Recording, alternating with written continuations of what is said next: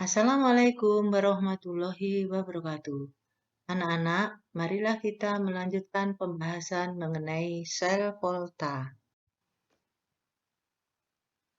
Ruang lingkup sel volta yang akan kita pelajari sebagai berikut. Sel volta yang akan kita pelajari meliputi diagram sel atau notasi sel, potensial elektroda standar, potensial sel, macam-macam sel volta komersial yang biasa digunakan dalam kehidupan sehari-hari.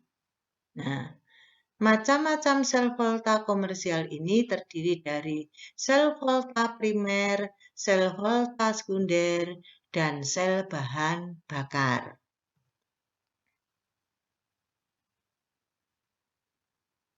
Nah, kita bahas diagram sel atau notasi sel atau lambang sel volta. Susunan suatu sel volta dinyatakan dengan suatu diagram sel atau notasi sel atau lambang sel.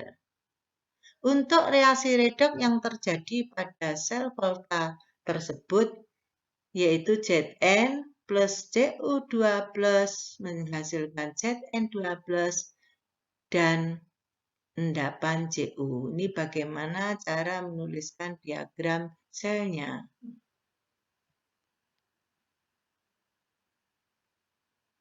Zn berubah menjadi Zn2+.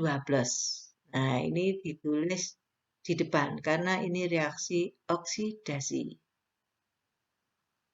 Kemudian Cu2+ berubah menjadi Cu. Ini ditulis di sini. Nah, dipisahkan dengan dua garis sejajar, ini melambangkan jembatan garam.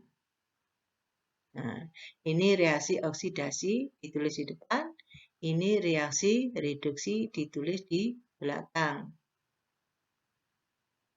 Menunjukkan anoda Zn, kemudian Zn2+ menunjukkan zat elektrolit di anoda, ini Cu2+ zat elektrolit di katoda, Cu merupakan katoda.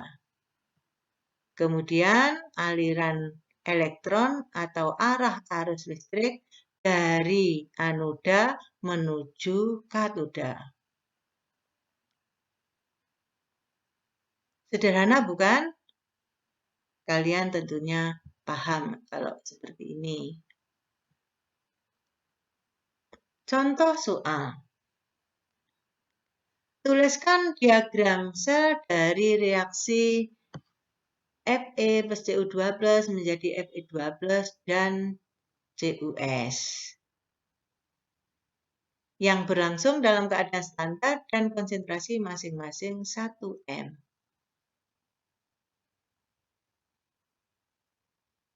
Kita lihat reaksi oksidasinya mana. Fe berubah menjadi Fe2+, berarti oksidasi, ini berarti reaksi reduksi, Cu2+ menjadi Cu. Nah.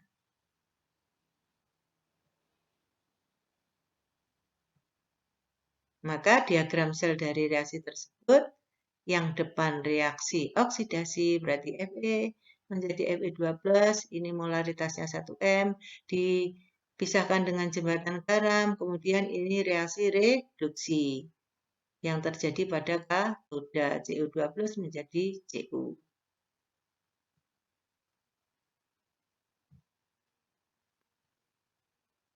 Kita lanjutkan soal nomor 2. Diketahui diagram sel Co berubah menjadi Co2+ dan Ni2+ berubah menjadi Ni. Pertanyaannya, tuliskan persamaan reaksi selnya. Kemudian yang B, tentukan logam yang bertindak sebagai katoda dan anoda.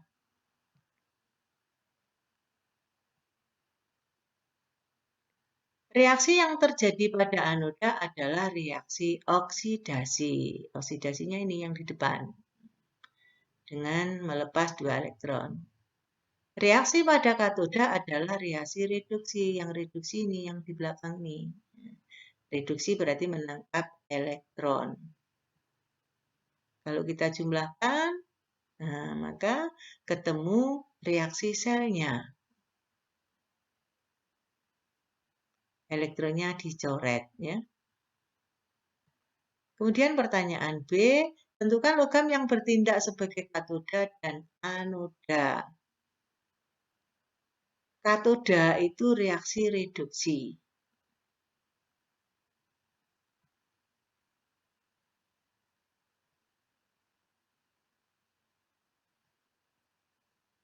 Di anoda adalah reaksi oksidasi. Reaksi oksidasinya ini, reaksi reduksinya ini. Nah, maka logam yang bertindak sebagai anoda adalah ini CO, karena anoda oksidasi. Yang bertindak sebagai katoda adalah Ni, karena ini terjadi reaksi reduksi. Mudah bukan anak-anak?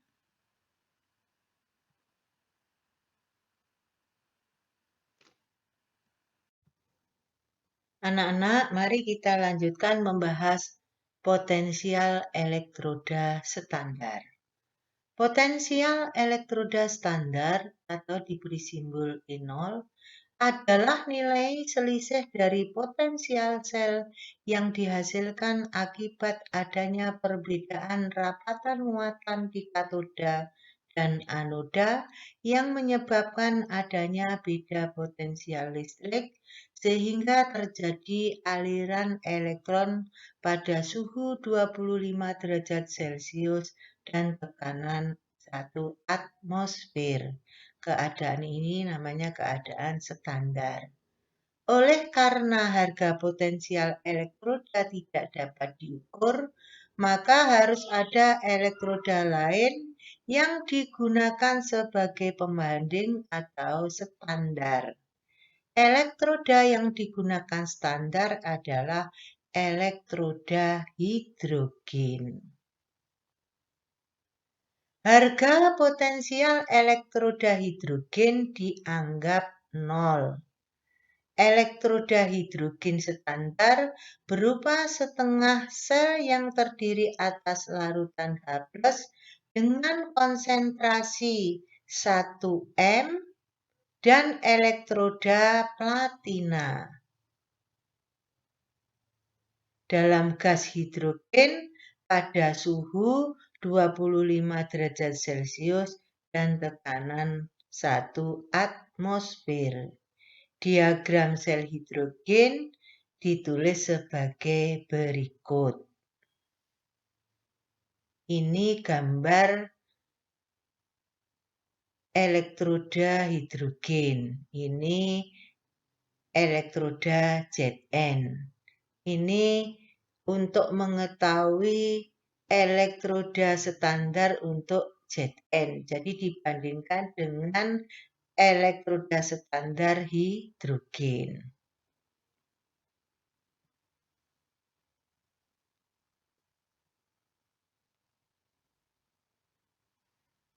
Potensial sel merupakan selisih kedua elektroda yaitu katoda dan anoda. Jadi kalau menghitung potensial sel yaitu E sel sama dengan potensial sel hidrogen dikurangi potensial Zn. Kalau memang yang ingin diketahui potensial selnya Zn. Atau potensial sel sama dengan potensial sel pada katoda dikurangi pada anoda. Untuk menghitung potensial elektroda E sel pada potensial elektroda tadi, maka E0 sel sama dengan ini, ya.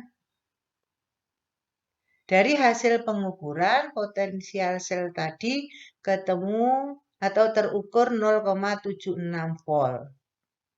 Sama dengan potensial sel hidrogen 0, ini menghitung potensial sel Zn. Nah, potensial Zn jadi ketemu min 0,76 volt. Nah, jadi untuk menghitung potensial untuk logam-logam yang lain, elektroda yang lain bisa digunakan dengan cara yang sama. Untuk potensial elektroda standar reaksi reduksi disebut potensial reduksi standar. Potensial reduksi standar adalah kecenderungan ion logam untuk mengalami reaksi reduksi pada keadaan standar. Suatu zat yang mempunyai potensial reduksi standar besar atau E0-nya lebih besar dari 0 berarti mudah mengalami reaksi reduksi. Sebaliknya, zat yang mempunyai potensial standar kecil atau E0 lebih kecil dari 0, maka sukar mengalami reaksi reduksi, berarti mudah mengalami oksidasi. Berikut data potensial reduksi standar. Seperti contoh, ini untuk Al3+ menjadi Al. Ini harga potensial reduksi standarnya min 1,66. Karena harganya min kurang dari 0, berarti ini sukar mengalami reduksi. Berarti Al lebih mudah mengalami oksidasi. Demikian pula untuk Zn. Ini harganya min dan seterusnya. Nah, untuk Sn, nah ini harganya plus, berarti ini menunjukkan bahwa mudah mengalami reaksi reduksi. Demikian juga untuk Cu. Cu juga mudah mengalami reduksi karena harga potensial reduksi standarnya berharga positif. Demikian pembahasan mengenai potensial elektroda. Kita lanjutkan materi berikutnya pada video yang lain.